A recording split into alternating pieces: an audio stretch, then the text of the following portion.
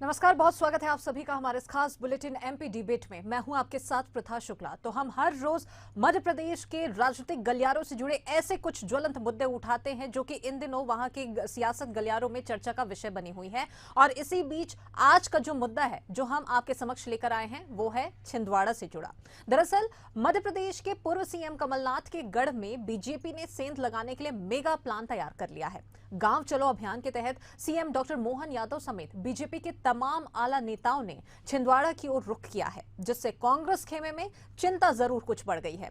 इधर कैबिनेट मंत्री प्रहलाद पटेल, कैलाश विजयवर्गीय ने कमलनाथ के गढ़ में पहुंचकर बंद कमरे में बैठकें भी की है और यहां के ताजा राजनीतिक हालातों पर अपनी रणनीति बनानी शुरू कर दी है। वहीं प्रदेश के मुखिया सीएम डॉक्टर मोहन यादव ने भी कांग्रेस के सबसे दिग्गज नेता के गढ़ में पहुंचकर रोड शो किया और साथ ही एक बड़ा शक्ति प्रदर्शन भी किया है। लोकसभा चुनाव से ठीक पहले बीजेपी की ये तैयारी क्या कांग्रेस के सबसे मजबूत गढ़ में सेंध लगाने के लिए काफी होगी, या फिर कांग्रेस एक बार अपना गढ़ बचाने में कामयाब हो पाएगी? आज इसी मुद्दे पर हम चर्चा करेंगे।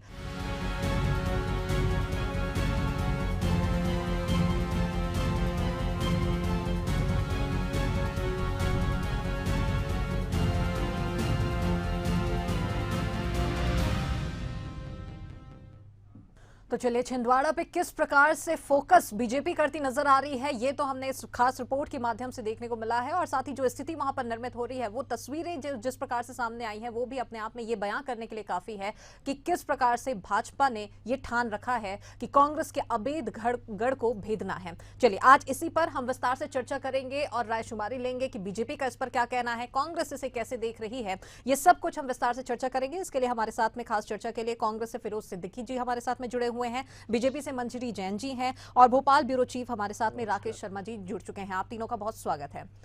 तो सबसे पहले मंजरी जी, आपके पास में ही आना चाहूंगी क्योंकि मुद्दा तो बीजेपी से, आपकी पार्टी से ही जुड़ा हुआ है। क्या समझा जाए, क्या वाकई इसे बीजेपी की बड़ी जिद समझा जाए, जहां पर 40 सालों से ज्यादा का वक्त हो चुका है, जहां कांग्रेस ही जीतती आई है, बीजेपी का नामो निशान नहीं है, लेकिन बावजूद इसके अब बीजेपी पूरा कोशिश कर रही है, पुरजोर फोकस बीजेपी का इसी जगह पर?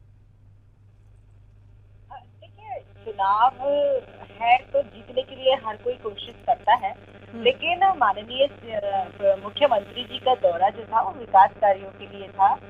भारतीय जनता पार्टी की दोनों सरकारें लगातार विकास के लिए कार्य कर रही हैं, गरीब के कल्याण के लिए काम कर रही हैं, सर्व समावेशी और सर्वस्पर्शी जो भाजपा का नारा है उसके लिए काम कर रहे हैं। तो निश्चित तौर पर अब हम पिछले, देखिए, उसके पहले हम 27 सीटें जीते थे, उसके बाद फिर हम 28 सीटें जीते।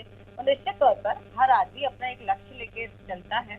तो इस बार हमारा 29 सीटें जीतने का लक्ष्य है, पूरा होगा, क्योंकि भारतीय जनता पार्टी की सरकार ने जो है सर्व समावेशी और सर्वव्यापी जो चहुमुखी विकास किया है, उसके बेस पर आज भारतीय जनता पार्टी के जो जगह है वो जनता के दिल में बन गई है। और हमारे जो कार्यकर्ता और नेता है, जनता आज इनको पसंद करती है, क्योंकि हम जनता के बीच में रहकर काम करने वाले लोग हैं, गरीबों के दुख दर्द में शामिल होकर काम करने वाले लोग हैं। तो निश्चित तौर पर आज जो भारतीय जनता पार्टी की जो संकल्प है उसको अक्षरशः, जो मोदी जी का संकल्प है, जो मोदी जी की गारंटी है, उसको अक्षरशः पालित कर रहे हैं और उसको आगे बढ़ाने का काम कर रहे हैं। जो मोदी जी का सपना है कि हर गरीब के सर पर पक्की छत हो, एक शौचालय हो और उसके घर में नल की टोटी से पानी आए, उसके घर में बिजली हो, सारी सुख सुविधाएं हो, जो एक मध्यम वर्गीय परिवार के पास सारी सुख सुविधाएं होती हैं वो हर गरीब के पास हो। ये इस कॉन्सेप्ट के लिए हम लोग काम कर रहे हैं। बिल्कुल बिल्कुल मंजरी जी, लगातार आप जनहित के लिए काम कर रहे हैं, आपकी पार्टी लगातार काम कर रही है। बीजेपी हमेशा से ये कहती है कि जनता बीजेपी को पसंद करती है, बीजेपी के कामकाज को यहाँ पर पसंद करती है, लगातार तमाम दावे वादे तो यहाँ पर किए जाते हैं। लेकिन जब छिंदवाड़ा की बात आती है तो यहाँ की जनता को क्या हो जाता है? छिंदवाड़ा की जनता क्यों बीजेपी के पक्ष में नहीं आ पा रही है, क्यों फेवर नहीं कर पा रही है बीजेपी का छिंदवाड़ा की जनता? तो क्या यही वजह है कि इन्हीं सभी को अब साधने के लिए बीजेपी यहां पर आ रही है?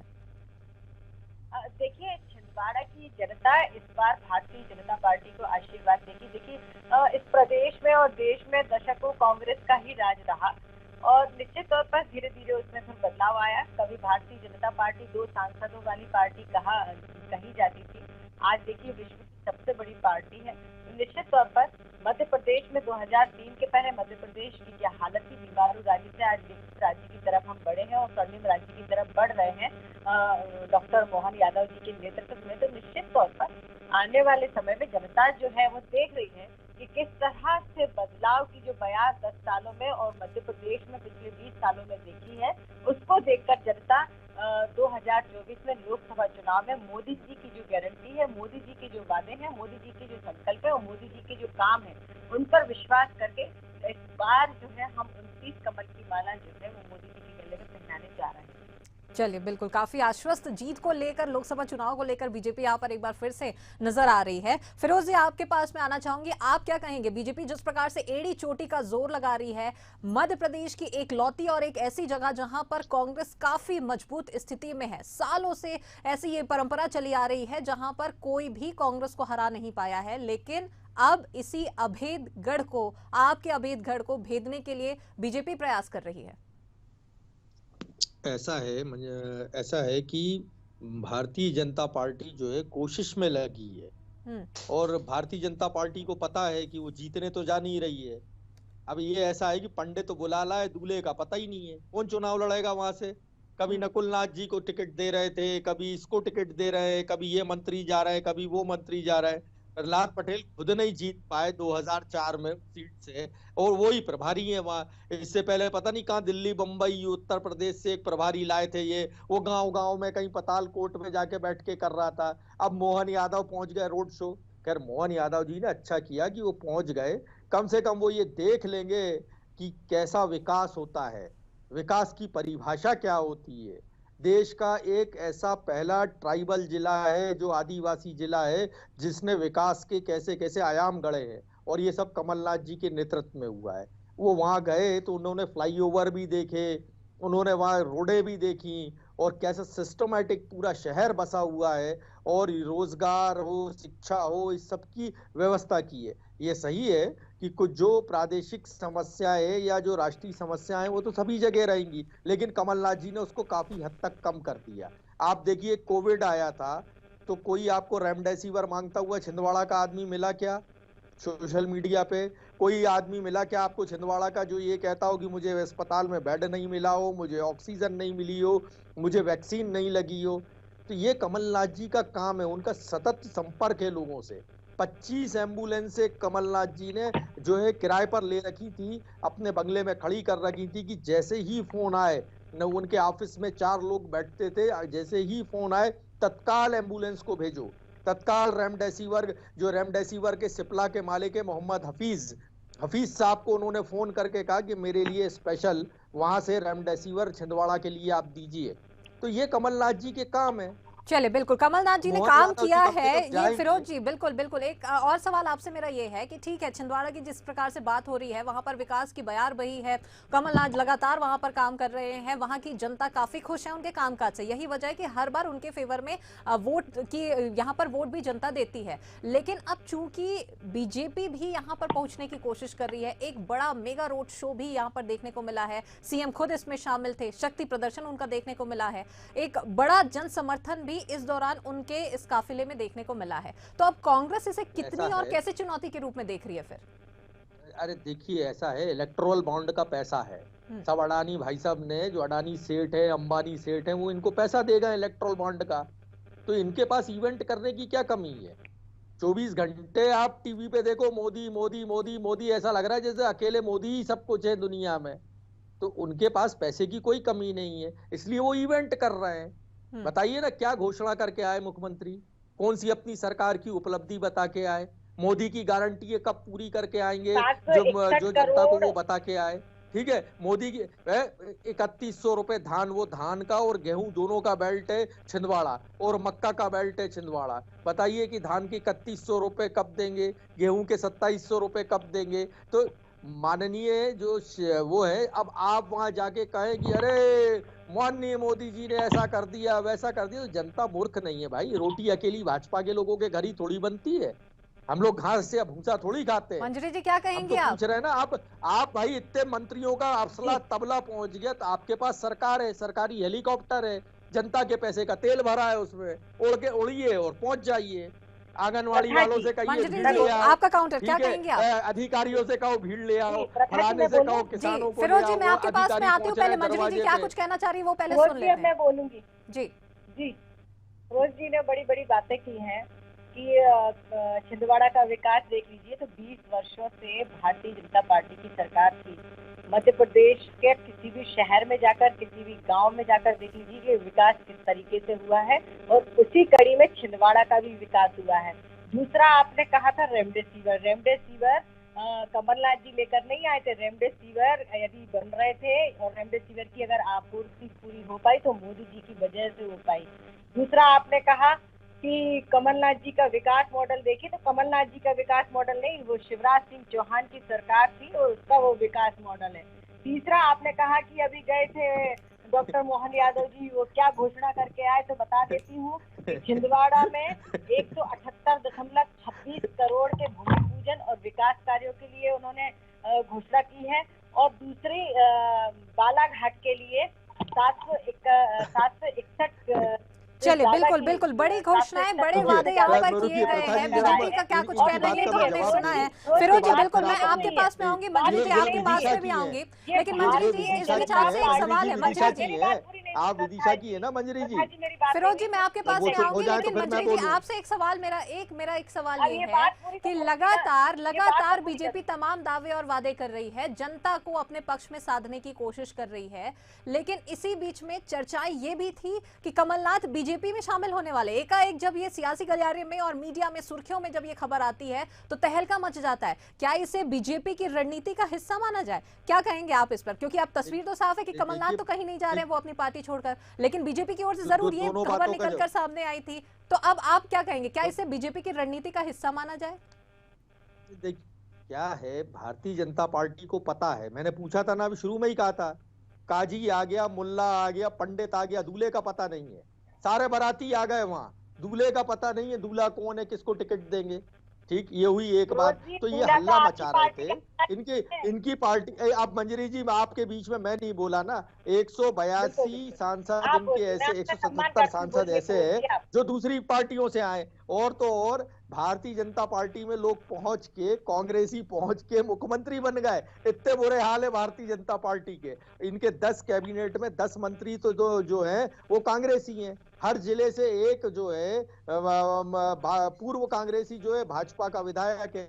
अब ये कह रही थी कि वो मंजरी जी तो विदिशा की है, मैं इनको व्यक्तिगत रूप से भी जानता हूँ। आपके जो एक घोषणावीर मुख्यमंत्री थे वो 5 बार सांसद रहे, वहां से 16-18 साल मुख्यमंत्री रहे। इतने बड़े बड़े गड्ढे हैं वहाँ विदिशा में, सड़कों में।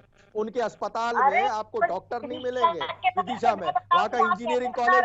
और मंजरी जी सुनिए आप, अरे मंजरी जी एक मिनट सुन, बिल्कुल ये बात आप लगातार, हम थोड़े विषयांतर जा रहे हैं, ये विकास की बात हो रही है। मेरा सवाल जो था वो मंजरी जी आपसे था कि जो बात निकलकर सामने आई थी, कमलनाथ भाजपा का दामन थाम सकते हैं, कांग्रेस का साथ छोड़ सकते हैं, क्या इसे बीजेपी की रणनीति का हिस्सा माना जाए? ये सवाल मेरा आपसे था मंजरी जी। देखिए, बीजेपी की रणनीति का हिस्सा क्यों माना जाएगा? भारतीय जनता पार्टी विश्व की सबसे बड़ी पार्टी है और हम राष्ट्र नीति के लिए काम करते हैं, देश को आगे बढ़ाने के लिए काम करते हैं, हम सेवा के लिए काम करते हैं। और इस विचारधारा के साथ यदि कोई आकर जुड़ना चाहता है तो उसके लिए हम मना थोड़ी करते। आइए और इस महायज्ञ में अपनी आहुति दीजिए। अच्छे काम के लिए यदि लोग जुड़ना चाहते हैं तो उसमें कोई बुराई नहीं, लेकिन हम किसी को जबरदस्ती लेके आएंगे, रणनीति का हिस्सा होगा, ये गलत बात है। ये कहना एकदम गलत बात है। दूसरा, सिद्दीकी जी कह रहे थे कि विदिशा में बड़े बड़े गड्ढे। सिद्दीकी जी आप तो आइए हमारे यहाँ भोजन पर, हम आपको आमंत्रित करते हैं। अरे हम तो ये कह रहे हैं मंजरी जी, हम तो ये कह रहे हैं, आप छिंदवाड़ा का रेलवे स्टेशन देखिए और विदिशा का रेलवे स्टेशन देख लीजिए, आपको समझ में आ जाएगा कि क्या हालत है। चलिए, तो घूम फिर कर विकास की बात निकलकर सामने आ रही है। राकेश जी भी हमारे साथ में जुड़े हुए हैं। राजनीतिक लिहाज से बीजेपी और कांग्रेस का क्या कहना है ये तो हमने समझ लिया आप दोनों की प्रतिक्रिया के माध्यम से। राकेश जी हमारे साथ में जुड़े हुए हैं, उनसे हम समझ लेते हैं कि ये जो तमाम परिस्थितियां जो यहाँ पर निर्मित हो रही है, इसमें क्या कुछ और कैसे समीकरण बन रहे हैं, कैसे हालात बन रहे हैं। मंजरी जी, फिरोज जी, मैं आप दोनों के पास में आऊंगे, लेकिन पहले राकेश जी की ओर रुख करते हैं। राकेश जी, आप क्या कहेंगे, लगातार बीजेपी जो जिस प्रकार से एक्शन मोड पर कमलनाथ के गढ़ पर नजर आ रही है, 40 सालों से कांग्रेस को जो हरा नहीं पाई है उसे हराने की कोशिश बीजेपी करती नजर आ रही है। लेकिन दूसरी तरफ में बीजेपी को एक बड़ा जन समर्थन भी यहाँ पर मिला है और बड़ा शक्ति प्रदर्शन मोहन यादव ने भी यहाँ पर किया है। आप कैसे देख रहे हैं इस पूरे समीकरण को? देखिए प्रथा, 2024 की जो लोकसभा है वो इस बार आ चाहे छिंदवाड़ा लोकसभा सीट, चाहे तो छिंदवाड़ा लोकसभा सीट पे इस बार बीजेपी और कांग्रेस दोनों की निगाहें हैं और दोनों ही जो दल हैं वो इस लोकसभा सीट पर अपना कब्जा जमाना चाहते हैं। दरअसल देखिए 2019 से जो है बीजेपी ने इस सीट पे अपना कब्जा जमाने को लेकर जो है काम शुरू कर दिया था। संघ से लेकर तमाम बीजेपी का जो राष्ट्रीय नेतृत्व है उसने इस सीट पर जो है अपने कार्यकर्ताओं को भेज के तमाम तरह से जो है इसका मूल्य इसकी कहा जाए कि जो जातिगत या राजनीतिक जो है मूल्यांकन किया वो किस तरह से इस सीट पे जो है बीजेपी अपना परचम लहरा सके, इसको लेकर काम शुरू करा है। और यही कारण था कि एक समय जो स्वतंत्र देव सिंह जो कि केंद्रीय मंत्री भी रहे, उनको जो है इसकी जवाबदारी दी गई थी, इस सीट की जवाबदारी दी गई थी। अब दूसरी ओर बात की जाए तो जिस प्रकार से मध्य प्रदेश की जो केवल एकमात्र जो कांग्रेस सांसद की जो सीट है छिंदवाड़ा लोकसभा, जहां से पूर्व केंद्रीय मुख्यमंत्री कमलनाथ के बेटे नकुलनाथ यहां से प्रतिनिधित्व कर रहे हैं, इस सीट पर अब इस बार कब्जा जमाने के लिए बीजेपी पूरी तरह से अपनी रणनीति पे काम कर रही है। और बीजेपी का मानना है कि 29 की जो 29 लोकसभा सीटें हैं मध्य प्रदेश की, उन सभी सीटों पर बीजेपी इस बार अपना परचम ले रहा है। और यही कारण है कि कल यदि देखा जाए तो खुद मुख्यमंत्री डॉक्टर मोहन यादव छिंदवाड़ा गए थे, वहां उन्होंने रोड शो किया था और अपार जन समर्थन जुटाने की कोशिश की और तमाम तरह से विकास कार्यों की एक बड़ी जो फेहरिस्त है वो भी जो है जनता के सामने पेश की कि किस तरह से क्षेत्र का विकास किया जाएगा। लेकिन यदि बात की जाए तो लगभग 44 साल से इस सीट पे कांग्रेस का कब्जा है। यदि एक बार बात की जाए उपचुनाव में केवल कमलनाथ जो है हार गए थे चुनाव, लेकिन यदि बात की जाए तो उसके बाद जो है आज तक जो कांग्रेस का ही अभेद गढ़ कहा जाता है। लेकिन जिस प्रकार से पिछले 5 साल के दौरान की बात की जाए तो कांग्रेस के कोसल एरिया को लेकर जो बात की जाए, एक प्रकार से यदि बीजेपी में कमलनाथ की यदि एंट्री होती तो तमाम जो मध्य प्रदेश का जो एक सिनारियो है वो पूरी तरह से बदल गया होता। क्योंकि मालवा अंचल की बात करें, महाकौशल की बात करें या तमाम प्रदेश के अलग अलग अंचलों से बात की जाए जहां से कमलनाथ के जो समर्थक हैं वो भी बीजेपी में एंट्री लेते, लेकिन उसके पहले ही उनकी अटकलों पर जो बीजेपी में जाने की जो अटकलें थी उस पर विराम लग गया है। लेकिन अब यदि बात की जाए तो जिस प्रकार से तैयारियां बीजेपी कर रही है उसको लेकर माना सकता है कि कड़ी टक्कर जो है देने की कोशिश कांग्रेस को की जाएगी। लेकिन यदि बात की जाए विकास कार्यों को लेकर तो एक बड़ा विकास मॉडल जो है कमलनाथ ने छिंदवाड़ा को बनाया है और छिंदवाड़ा मॉडल को लेकर ही जब मुख्यमंत्री के तौर पे कमलनाथ ने यह चाहा था कि जिस प्रकार से छिंदवाड़ा का विकास हुआ वैसे ही तमाम प्रदेश के अलग अलग जिलों का भी विकास होना चाहिए, तो वो छिंदवाड़ा मॉडल को प्रदेश के अलग अलग जिलों में इंप्लीमेंट भी करना चाह रहे थे जब वे मुख्यमंत्री थे। लेकिन हालांकि बाद में सरकार चले गई और वो उनका जो मॉडल था उस समय वहीं के वहीं रुक गया, थम गया था। लेकिन अब देखिए प्रथा, अब चूंकि माना जाए तो काउंटडाउन भी शुरू हो चुका है लोकसभा चुनाव को लेके और ऐसे में माना जा रहा है कि बीजेपी अपनी सूक्ष्म स्तर की बिल्कुल, बिल्कुल, निश्चित तौर पर काउंटडाउन शुरू हो चुका है और अब ऐसे में कैसी और क्या कुछ स्थिति बनेगी ये तो वक्त ही बताएगा। समय के कार्यक्रम के आखिर में है, फिरोज जी अंतिम प्रतिक्रिया बहुत संक्षेप में। देखिए, भारतीय जनता पार्टी जो है एक माहौल बनाने का प्रयास कर रही है। राम का है नाम और ईवीएम का है काम, बस इतना ही आप समझ लीजिए। ये माहौल बनाने का प्रयास है। कहीं छिंदवाड़ा ना जीत रहे हैं ये कहीं नहीं जीत रहे हैं, ये तो जैसे थे ये वैसे ही रहेंगे और इनकी अब विदाई की चला चली की बेला है, ये अभी 2024 में बाहर हो जाएंगे। बिल्कुल मंजरी जी, राम का है नाम ईवीएम है काम, बहुत संक्षेप में आपकी प्रतिक्रिया। देखिए, राम का नाम लेकर तो और राम के नाम के पत्थर तो समुद्र में भी तैर गए थे और सेतु बन गया था, तो राम का नाम जो लेगा तो वो तो पार कर ही जाएगा। जो राम का विरोध करेगा वो समुद्र में डूब जाएगा। और रही ईवीएम की बात, तो ये ईवीएम के ऊपर ठीकरा फोड़ने की बातें छोड़ दीजिए। जो जनता के साथ विश्वासघात किया था वो उसका परिणाम कांग्रेस को भुगतना पड़ रहा है। जो भारत जोड़ो यात्रा और भारत जोड़ो न्याय यात्रा निकल रही है, राहुल जी से कहिए कि इतने दशकों जो जनता के साथ आपने कहना चाहिए उनके साथ अत्याचार किया था, उसके लिए आप माफी यात्रा निकालें तो वो ज्यादा अच्छा रहेगा। हो सकता है कि माफी मिल जाए और कुछ आपका उद्धार हो जाए। तो मेरा यही कहना था। दूसरा, उनके पास ये बोल रहे थे कि इनके दूल्हे का पता नहीं है छिंदवाड़ा में, तो मैं आपको ये बता दूं कि छिंदवाड़ा से यदि कोई छोटे से छोटे कार्यकर्ता को भी टिकट दे दिया जाएगा तो वो कमलनाथ जी को हरा देगा। और देखिए आप, 29 सीटें हम जीतेंगे। और ऐसे कार्यकर्ताओं को टिकट, छोटे से छोटा कार्यकर्ता भी यदि किसी भी सीट से लड़ता है तो निश्चित तौर पर उसकी जीत सुनिश्चित है, क्योंकि भारतीय जनता पार्टी और मोदी की गारंटी पर जनता विश्वास करती है। चलिए, भारतीय जनता पार्टी पर, मोदी की गारंटी पर जनता विश्वास करती है, ये कहना है बीजेपी का। आप तीनों का बहुत शुक्रिया हमारे साथ में जुड़ने के लिए और इस पूरी चर्चा का हिस्सा बनने के लिए। तो मध्य प्रदेश में क्या कुछ और कैसे हालात बन रहे हैं, कैसे समीकरण बन रहे हैं, ये तो हमने आज के इस खास कार्यक्रम के माध्यम से समझने की कोशिश की है। अब देखना यही होगा कि क्या 29 लोकसभा जो सीटें यहाँ पर मध्य प्रदेश के अंतर्गत में आती है, क्या इन्हें कब्जा करने में, क्या इसे हथियाने में बीजेपी कामयाब हो पाती है या नहीं। क्योंकि बीजेपी स्पष्ट तौर पर यह दावा करती नजर आ रही है कि सभी सीटें बीजेपी के यहां झोली पर ही आने वाली। लेकिन छिंदवाड़ा की अगर बात करें तो यहां पर बीजेपी कुछ अलग ही तरह से एक्शन मोड पर नजर आ रही है। लेकिन यहां पर इस सीट को लेकर कांग्रेस भी काफी आश्वस्त है, क्योंकि यही एक जगह है, यही एक सीट है जहां पर कांग्रेस अपने आप को काफी मजबूत स्थिति में देख रही है और आगे भी देखना चाहती है। अब जनता क्या कुछ और कैसा फैसला सुनाती है, कैसी तस्वीर बनती है, ये तो वक्त ही बताएगा। लेकिन इसी के साथ आज के हमारे इस खास बुलेटिन में फिलहाल इतना ही। देश और दुनिया की तमाम अपडेट्स के लिए आप बने रहिए हमारे साथ। दीजिए इजाजत, नमस्कार।